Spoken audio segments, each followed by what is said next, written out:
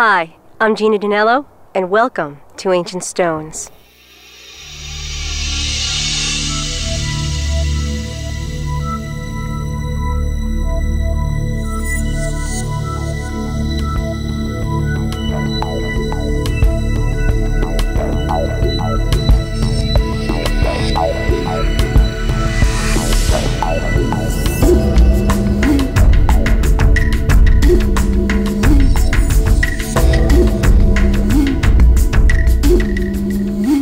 Today's adventure brings us to a magnificent national monument located in the Verde Valley of northern Arizona. Montezuma's Castle and Montezuma's Well gives us a glimpse of a moment in time long ago, of a culture that offers both wisdom and mystique to this day. My name is Vincent Randall. I'm a Tano Apache, which is what the anthropologists call us. We call ourselves Dilzeh, which is a subdivision of the Ne. The Ne would be equivalent to like the people or the human beings.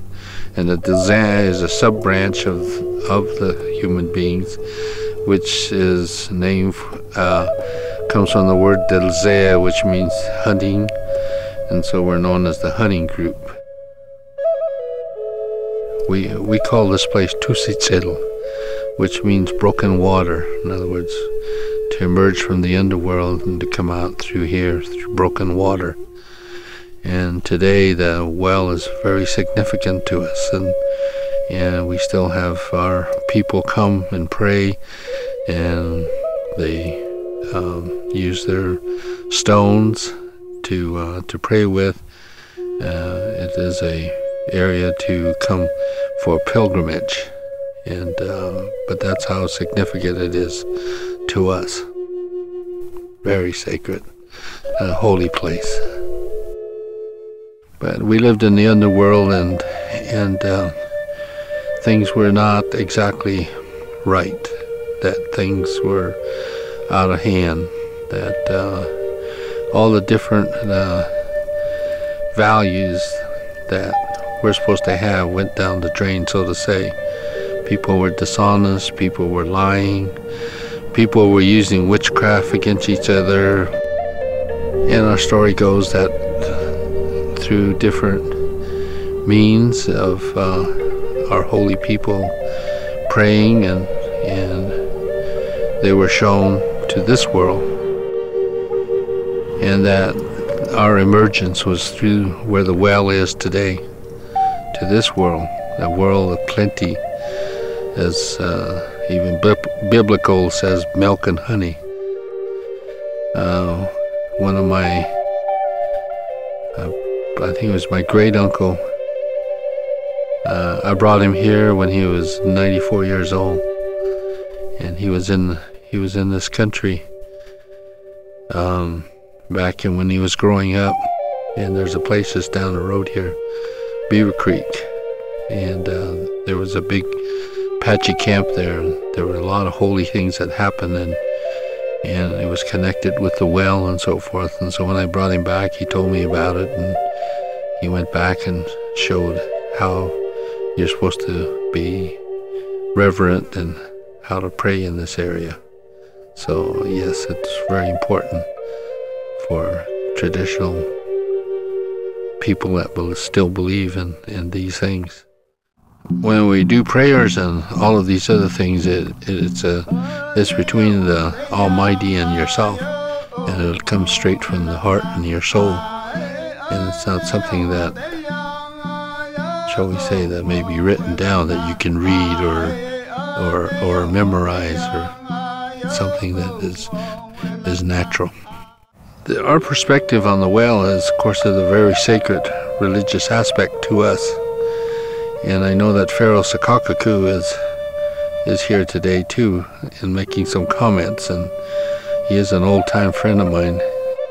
My name is Pharaoh Sikakaku. I'm a member of the Hopi tribe, Hopi Nation, also a member of the Snake Clan. Each Hopi represents himself with a clan title, because that's how they associate to each other throughout the land of the Hopi. My clan, the Snake, really didn't come here, but we know of this place. But it was the Water Clan that brought the serpent and left it here. But this became one of the most sacred springs. The Hopis call it Yuvukava. The Hopis believe that this is endless. There's a fork underneath there. One goes north, one goes south, because south is where we came from, north is the direction we're going to. And this is the place where the serpent is sending the moisture to the Hopi land today. So this is a very sacred springs, because we believe that water is life. Without water, nothing would live. So everything that provides life comes from water. And then, of course, from the sun. Without the sun, we would not survive as well. The water, the sun, the plants, and the human all provide the cycle of life here on this earth. So we all depend on one another. And the river that runs through here is Hochikavaya. And there are several villages were built around this, because this was a prime land because of the rivers. And there were a lot of snow and a lot of rain through here. So it was really a good place to settle for a while. And after several years of the provisions build up, then they would move, because they believe that they're still on their way to another place. When there's a drought, the Water Clan members come all the way down here. They get some of this water, and then they take it home and they use it in their prayer ceremonies. And then they use it to sing their songs, so that in hope that it will bring moisture and rain and the snow. So this spring is very, very, very sacred. And the people that were here before, the archaeological sites that you see, the ruins that you see around here, people actually lived there. So we believe that they're still here. The remains are still here. So the spirits are still here. So we make prayer feathers for these people, and we bring them. We bring to them and we pray to them. We pray to them to bring us better, good life, or continue the moisture that they provided, continue the food that we have had for many years, provide the health and the good way of life, so that it will never disintegrate from us, so that we could use this to continue life after this world ends. This is our prayers. This morning when I came down, I did a prayer here. Montezuma Well is really a unique area. It's almost like a visual shock. You come out of the high desert, walk up the trail, and suddenly you look at this incredible oasis, a large pond. It's an underground spring. The large underground chamber had collapsed probably 11,000 or so years ago, and it's a spring-fed well. Very unique habitat there because of the dissolved carbon dioxide gas. It's about 600 times higher than normal aquatic environments, and so that's why no fish are able to survive in Montezuma Well. We have lots of turtles basking on the branches that stick into the water, and also there's muskrat and beaver that live at the well.